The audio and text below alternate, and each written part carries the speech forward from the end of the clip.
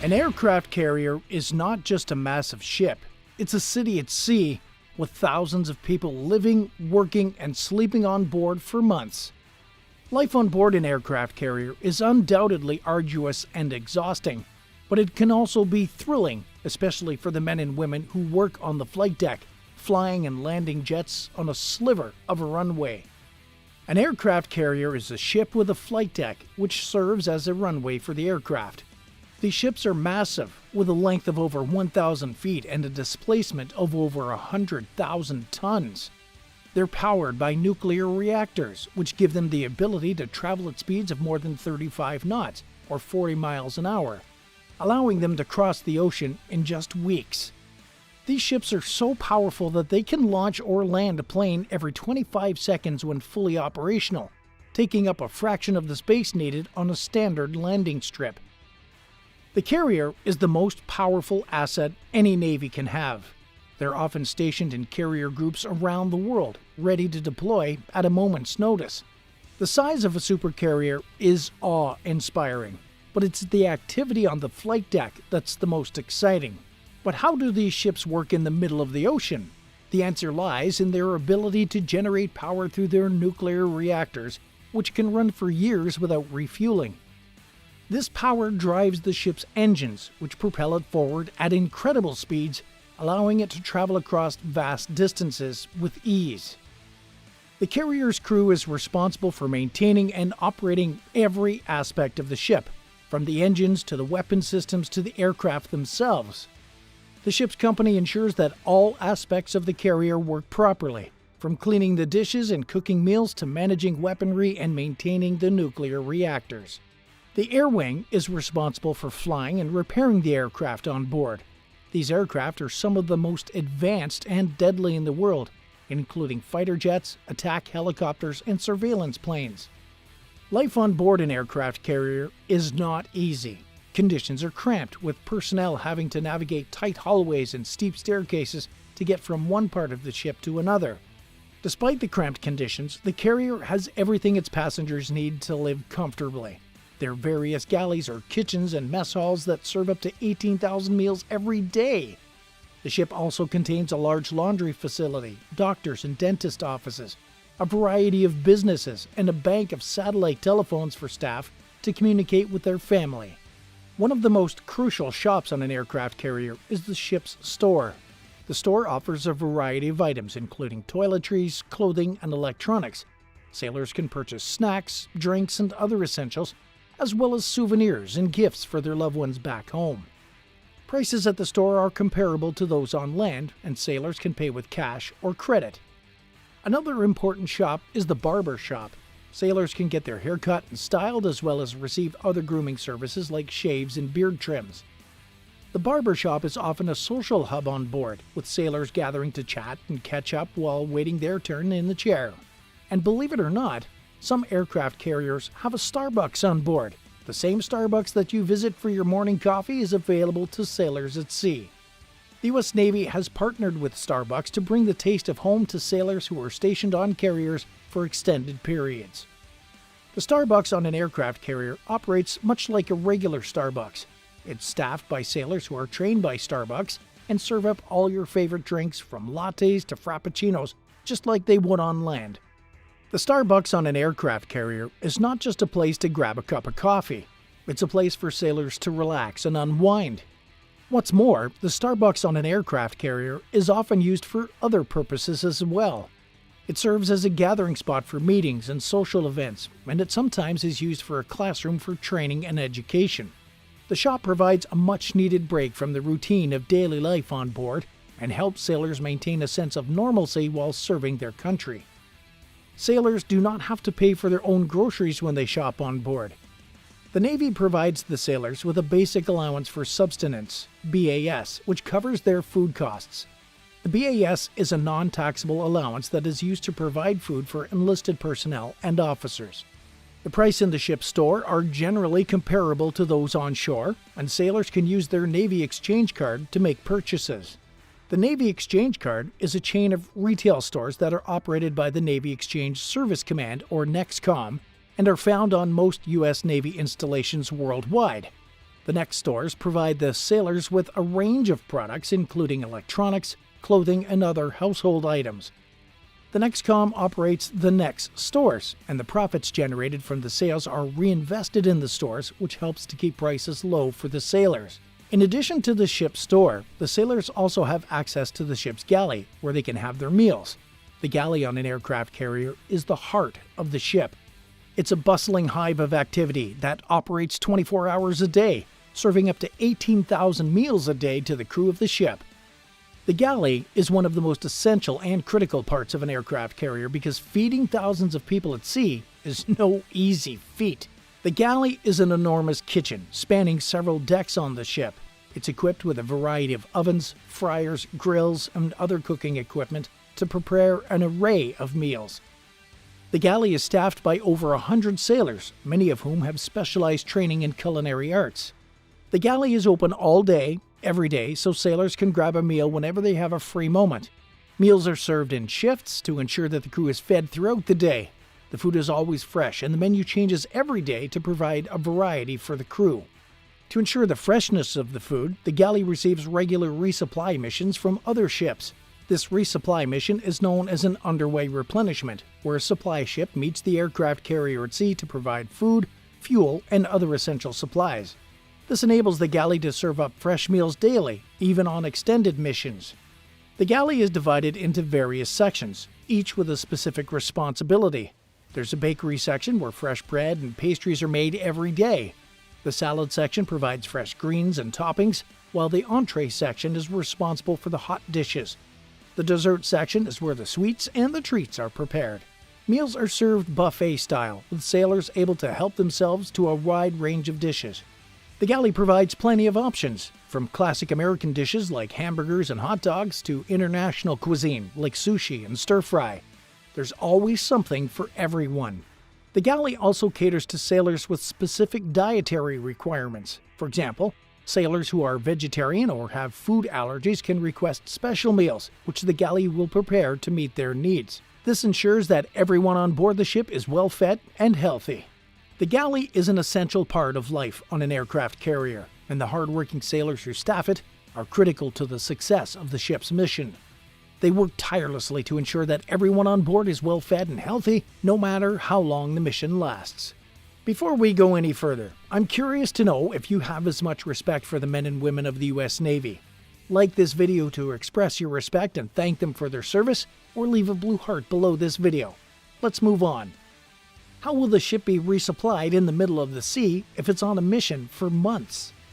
The process of resupplying an aircraft carrier in the middle of the sea is a carefully planned and choreographed operation. In many cases, the aircraft carrier is accompanied by a fleet of supply ships, which are tasked with the crucial responsibility of keeping the aircraft carrier operational. The resupply process is carried out using an ingenious system known as the underway replenishment. This system involves supply ships coming alongside the aircraft carrier while both vessels are still in motion. The two vessels are then connected using a series of cables, lines, and hoses, which are used to transfer supplies, fuel, and ammunition from the supply ship to the aircraft carrier. The process of transferring fuel is particularly delicate, as it involves transferring large amounts of volatile and combustible materials from one vessel to another. To ensure safety, the supply ships are equipped with a series of safety measures, including spill containment systems, fire suppression equipment, and other safety gear. The process of resupplying an aircraft carrier is carried out by a team of sailors who are specially trained in underway replenishment. These sailors are responsible for ensuring that the transfer of supplies and fuel is carried out quickly and efficiently, minimizing the amount of time that the aircraft carrier spends alongside the supply ship. The process of resupplying an aircraft carrier is not without its challenges. The high seas can be unpredictable, with rough weather and high waves making it difficult to carry out the transfer of supplies and fuel. Additionally, the process of transferring large amounts of material from one vessel to another requires a high degree of coordination and skill. A single mistake can have catastrophic consequences. Let's go to the flight deck. The flight deck of an aircraft carrier is the nerve center of the ship, where the aircraft take off and land. It's a carefully choreographed dance that requires precision, communication, and trust between pilots, air traffic controllers, and sailors. In this part of the video, we're going to take a closer look at how aircraft take off and land on an aircraft carrier's flight deck. The flight deck is the only place on the carrier where planes can take off and land. It's an incredibly busy, noisy, and dangerous place, with planes taxiing, taking off, and landing all around you. Sailors working on the flight deck wear brightly colored vests to help pilots identify them and avoid accidents. One of the most exciting and nerve-wracking moments on the flight deck is the launch of an aircraft from the catapult. The catapult is a steam-powered system that uses a piston to propel the plane down the flight deck and into the air. The launch is incredibly powerful, and the pilots experience up to 3 Gs of acceleration. The catapult is carefully calibrated to launch each plane based on its weight, speed, and the wind conditions. After takeoffs, planes circle around the carrier and then head out on their mission. When it's time to return, the pilots must line up their planes with the carrier's flight deck and prepare for landing. Landing on an aircraft carrier is one of the most challenging maneuvers a pilot can make. The deck is only 300 feet long, and planes must be stopped in just a few hundred feet to avoid crashing into the ocean. To land, pilots approach the carrier at an angle and fly just above the flight deck. They then catch a wire with a hook on the back of their plane, which stops the plane in just a few hundred feet. The pilots must aim their hooks at the wire that's only a few inches off the deck and snag it perfectly. It's a skill that takes years to master, and pilots must practice hundreds of times before they're ready to land on a carrier. The landing area on the carrier is called the meatball, and it's an optical landing system that helps pilots line up their planes with the flight deck. The meatball is a series of lights that the pilot uses to gauge their position relative to the deck. The pilot must keep the meatball lined up with a series of green lights to ensure a safe landing. Sailors on the flight deck have to work fast to prepare the planes for takeoff and landing. They use colored paddles to signal the pilots, guide the planes into position, and attach and detach the planes from the catapult and the wires. It's a dangerous job, and sailors must remain focused and alert at all times. One of the most impressive sights on an aircraft carrier is the flight ops period, when planes are taking off and landing around the clock. During flight ops, the carrier's flight deck is a non-stop whirlwind of activity. Planes are launched and landed every few minutes, and sailors work around the clock to keep the planes fueled, armed, and ready for action. In this fast-paced and potentially dangerous environment, clear and efficient communication is essential to the safe operation of the aircraft. To prevent accidents and ensure the safe launch and recovery of aircraft, the U.S. Navy has developed a set of standardized hand signals that all personnel must learn and follow. There are a variety of hand signals used on the flight deck, each with a specific meaning. The hand signals used on the flight deck are not just limited to aircraft operations, though. Personnel also use hand signals to communicate with each other when moving support equipment, positioning chocks and chains, and when conducting routine maintenance on the aircraft. On the flight deck, sailors wear a unique set of jerseys that help identify their roles and responsibilities. Each jersey color represents a different job or function, allowing everyone to quickly identify who is who. A yellow jersey, also known as the shooter jersey, is worn by the aircraft handling officer, or the ACHO, who's responsible for directing the movement of the aircraft on the flight deck. The ACHO is also responsible for the catapults, which are used to launch the aircraft from the carrier. The yellow jersey is also worn by the catapult crew and the arresting gear crew. The green jersey is worn by aircraft handlers, who are responsible for moving the aircraft around the flight deck. They use hand signals to communicate with the pilots and the ACHO to ensure safe and efficient operations. The purple jersey is worn by the fueling crew, who refuel the aircraft on the flight deck. The fueling crew is responsible for connecting the fuel hose to the aircraft and monitoring the fuel levels during the process. A white jersey is worn by the safety observer, who monitors the flight deck for any safety hazards. Each of these jerseys serves an essential function on the flight deck of an aircraft carrier, and their unique colors help to quickly identify who's who. The different colors of the jerseys also help to create a sense of unity and teamwork among the sailors working on the flight deck. By working together and communicating effectively, they can safely launch and recover aircraft and maintain a high level of readiness at all times. The hangar bay is where planes and helicopters are maintained, repaired, and prepared for deployment. It's a massive enclosed space beneath the flight deck, spanning almost the entire length of the ship. With more than 4 acres of space, it's one of the most extensive and well-equipped aircraft hangars in the world. The hangar bay is home to the carrier's air wing, which is a team of aircraft, pilots, and support personnel that operate and maintain the carrier's planes and helicopters.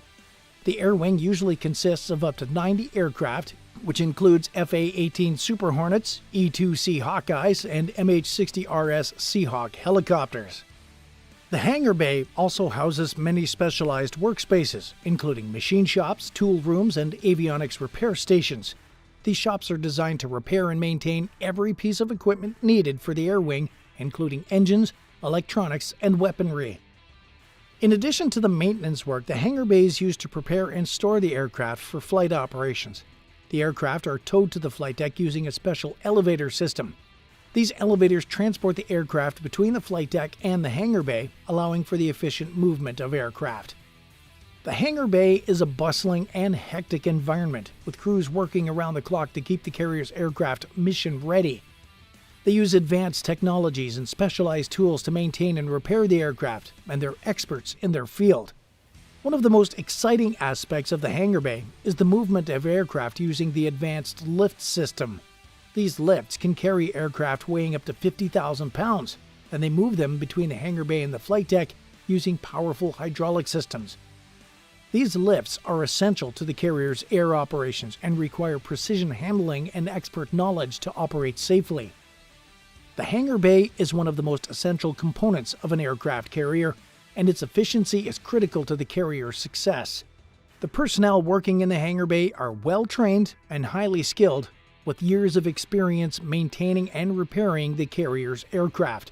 They work tirelessly to keep the aircraft in top condition, ensuring the carrier is ready for any mission. The hangar bay is also where the aircraft are loaded with weapons and ammunition. This work is done in a secure environment to ensure the safety of the crew and the carrier.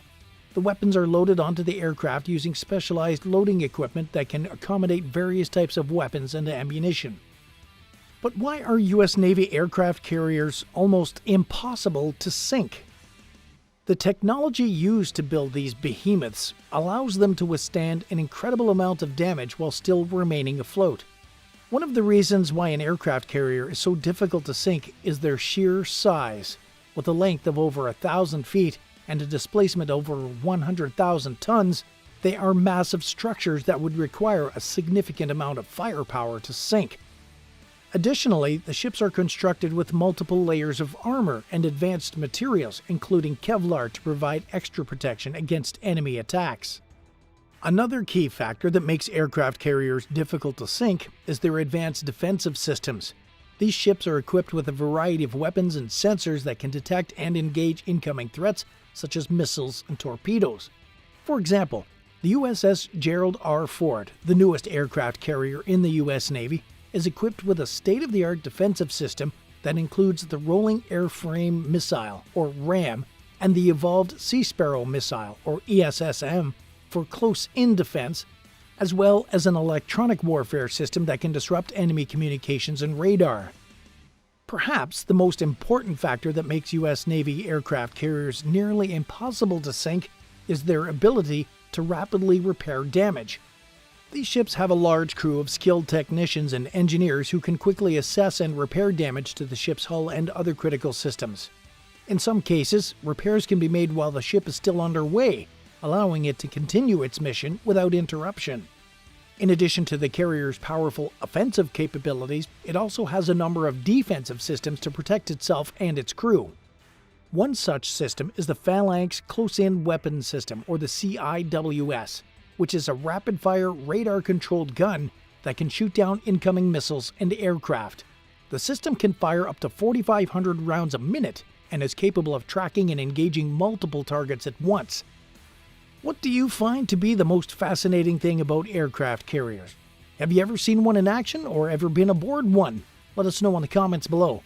Or leave a blue heart in the comments to thank all the crew members for their service. Thank you for watching this video about how U.S. Navy aircraft carriers work.